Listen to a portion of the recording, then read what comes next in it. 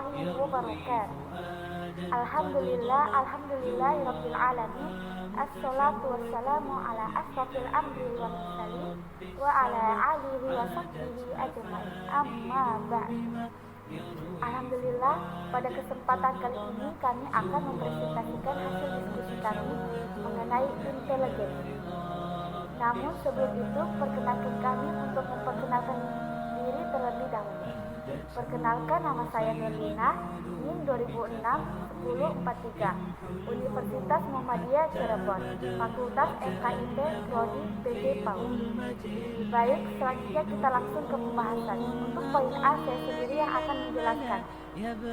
Berbicara mengenai intelijensi, berarti kita sedang berhubungan dengan kecerdasan IQ. Ketika kita berpikir, itu yang digunakan adalah pikiran atau intelijensi. Jadi, cepat atau tidaknya suatu masalah itu dapat diselesaikan dengan baik, tergantung pada kemampuan intelijensi kita. Oleh karena itu, orang yang memiliki intelijensi tinggi tentu akan secepat kilat dalam mengatasi masalah. Begitupun sebaliknya, orang yang memiliki intelijensi kurang atau pas-pasan akan lambat dalam mengatasi masalah. Poin A. Pengertian intelijensi. Intelijensi berasal dari bahasa Latin, yaitu intelligentsia, berarti kekuatan akal manusia. Intelijensi atau kecerdasan merupakan suatu kemampuan tertinggi dari jiwa makhluk hidup yang hanya dimiliki oleh manusia. Intelijensi adalah kemampuan untuk bertindak secara terarah, berpikir secara rasional, dan menghadapi lingkungannya secara efektif. Secara garis besar, intelijensi dapat disimpulkan bahwa intelijensi adalah suatu kemampuan mental yang melibatkan proses berpikir secara rasional. Oleh karena itu, intelijensi tidak dapat diamati secara langsung, melainkan disimpulkan dari berbagai tindakan-tindakan nyata yang merupakan efisiensi dari proses berpikir secara rasional. Intelijensi adalah kemampuan yang dibawa sejak lahir yang memungkinkan seseorang untuk berbuat sesuatu dengan cara tertentu. Intelijensi juga bisa dikatakan kemampuan yang bersifat umum. Beberapa ilmuwan menjelaskan bahwa intelijensi adalah suatu kemampuan umum yang merupakan suatu kesentuhan. Adapun ilmu lain yang berpendapat. Yang pertama, menurut Charles Perman, berpendapat bahwa intelijensi merupakan kemampuan yang tunggal. Yang kedua, L.L. Tester, seorang ahli di bidang listrik di Amerika yang kemudian menunjukkan diri dalam pembuatan tes, lebih menekankan aspek-aspek terpisah dari intelijensi.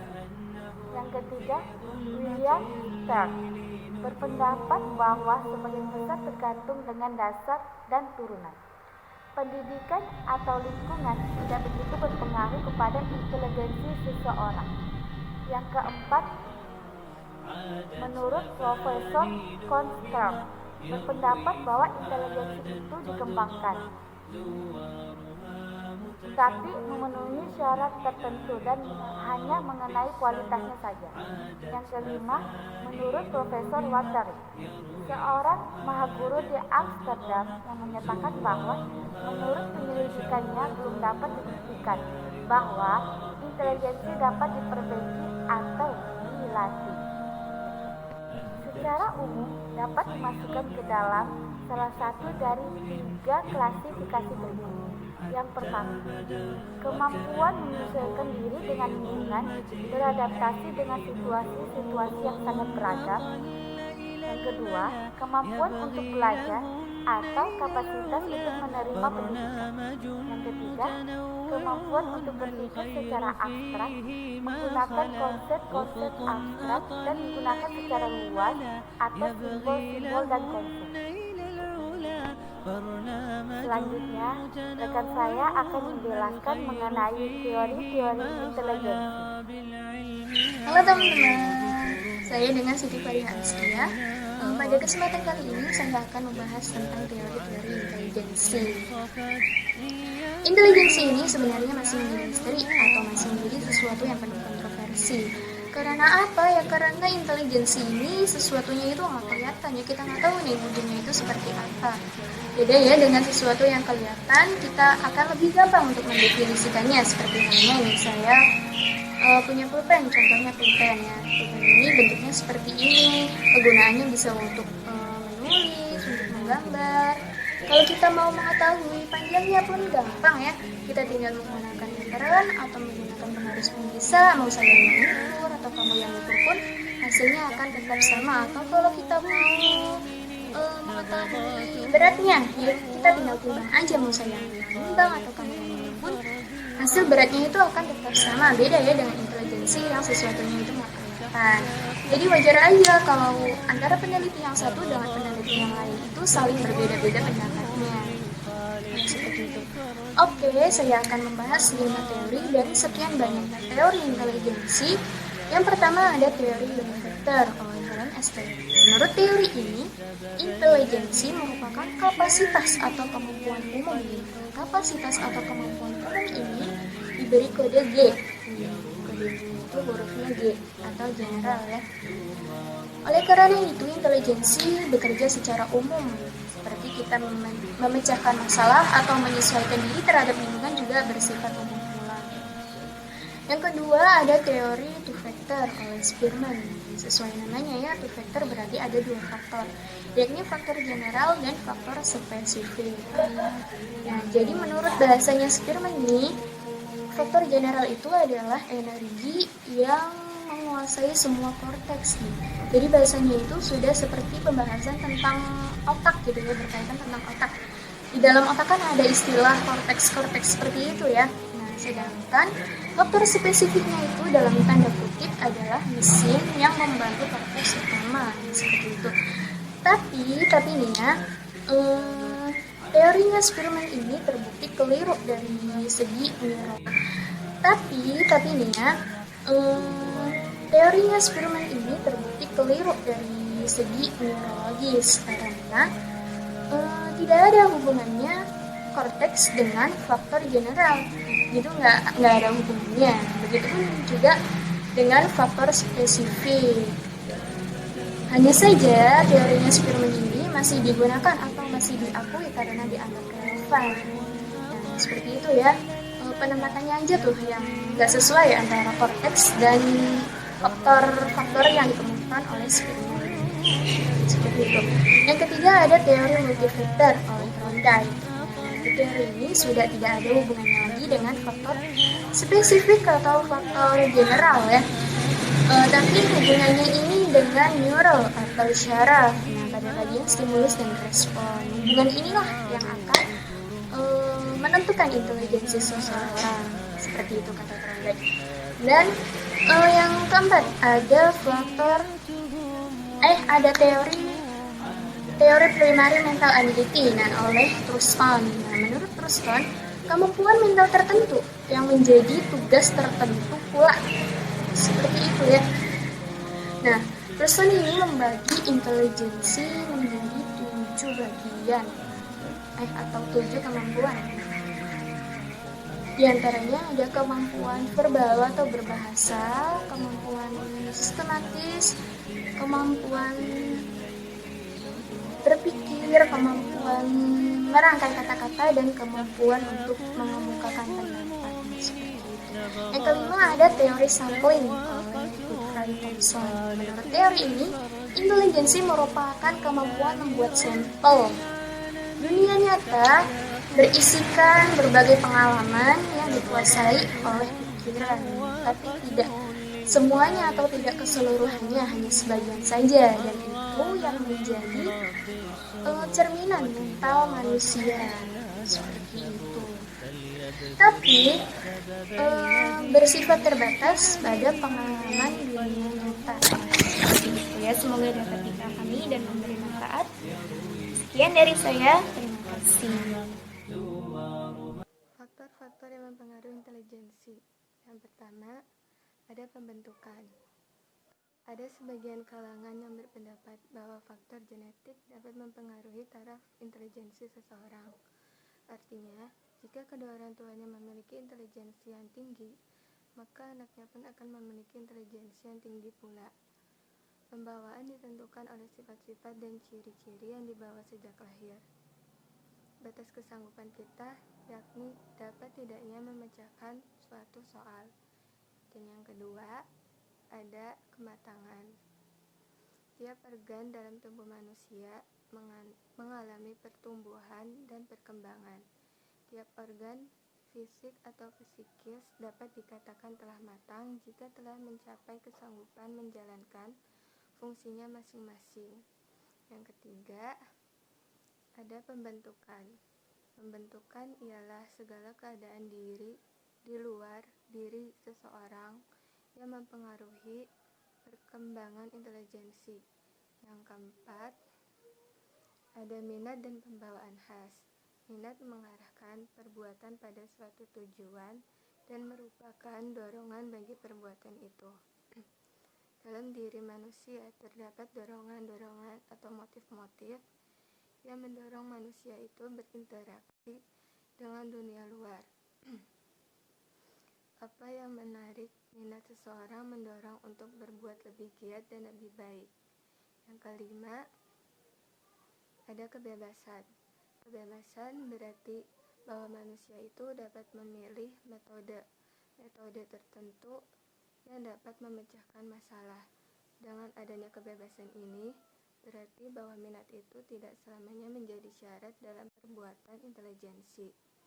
Dan yang terakhir, yang keenam, pengembangan potensi anak mencapai aktualisasi optimal. Bukan hanya dipengaruhi faktor bakat, melainkan faktor lingkungan yang membimbing dan membentuk perkembangan anak. Faktor lingkungan dalam banyak hal justru memberi andil besar dalam kecerdasan anak. Jika kedua orang tuanya memiliki intelijensi yang tinggi, maka anaknya pun akan memiliki intelijensi yang tinggi pula. Pembawaan ditentukan oleh sifat-sifat dan ciri-ciri yang dibawa sejak lahir. Batas kesanggupan kita yakni dapat tidaknya memecahkan suatu soal. Dan yang kedua, ada kematangan. Tiap organ dalam tubuh manusia mengalami pertumbuhan dan perkembangan. Tiap organ fisik atau psikis dapat dikatakan telah matang jika telah mencapai kesanggupan menjalankan fungsinya masing-masing. Yang ketiga, ada pembentukan. Pembentukan ialah segala keadaan diri di luar diri seseorang yang mempengaruhi perkembangan intelijensi. Yang keempat, ada minat dan pembawaan khas. Minat mengarahkan perbuatan pada suatu tujuan dan merupakan dorongan bagi perbuatan itu. Dalam diri manusia terdapat dorongan-dorongan atau motif-motif yang mendorong manusia itu berinteraksi dengan dunia luar. Apa yang menarik minat seseorang mendorong untuk berbuat lebih giat dan lebih baik. Yang kelima, ada kebebasan. Kebebasan berarti bahwa manusia itu dapat memilih metode tertentu yang dapat memecahkan masalah. Dengan adanya kebebasan ini, berarti bahwa minat itu tidak selamanya menjadi syarat dalam perbuatan intelijensi. Dan yang terakhir, yang keenam, pengembangan potensi anak mencapai aktualisasi optimal. Bukan hanya dipengaruhi faktor bakat, melainkan faktor lingkungan yang membimbing dan membentuk perkembangan anak. Faktor lingkungan dalam banyak hal justru memberi andil besar dalam kecerdasan anak. Yang dimaksud tidak lain adalah upaya memberi iklim tumbuh kembang sebaik mungkin agar kecerdasan dapat berkembang optimal. Saya, Okti Oktaviani, saya akan menjelaskan mengenai pengukuran intelijensi. Masing-masing individu berbeda-beda dari segi intelijensinya, karena individu satu dengan yang lain tidak akan sama kemampuannya dalam menyelesaikan suatu persoalan yang dihadapi. Mengenai perbedaan intelijensi ini, adanya suatu pandangan yang menekankan perbedaan kualitatif dan pandangan yang menekankan perbedaan kuantitatif. Pandangan yang pertama berpendapat bahwa perbedaan intelijensi individu satu dengan yang lain memang secara kualitatif itu berbeda.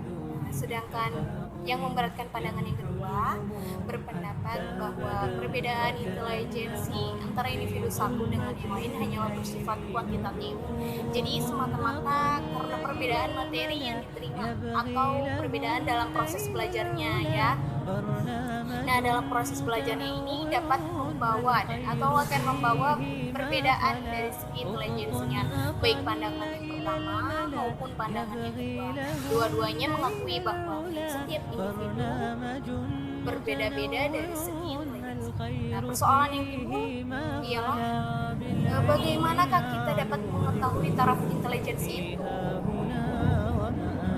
Persoalan ini, mengenai hal ini, orang yang menggunakan tes intelijensi dimaksudkan untuk mengetahui taraf individu yang dites.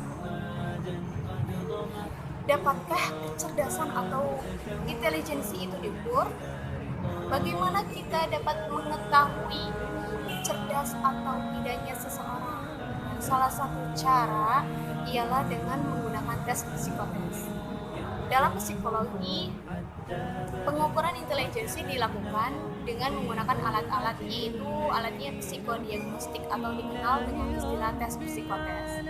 Hasil dari pengukuran intelijensi ini biasanya dinyatakan dalam satuan ukuran tertentu yang menyatakan tinggi rendahnya intelijensi itu, atau disebut dengan IQ.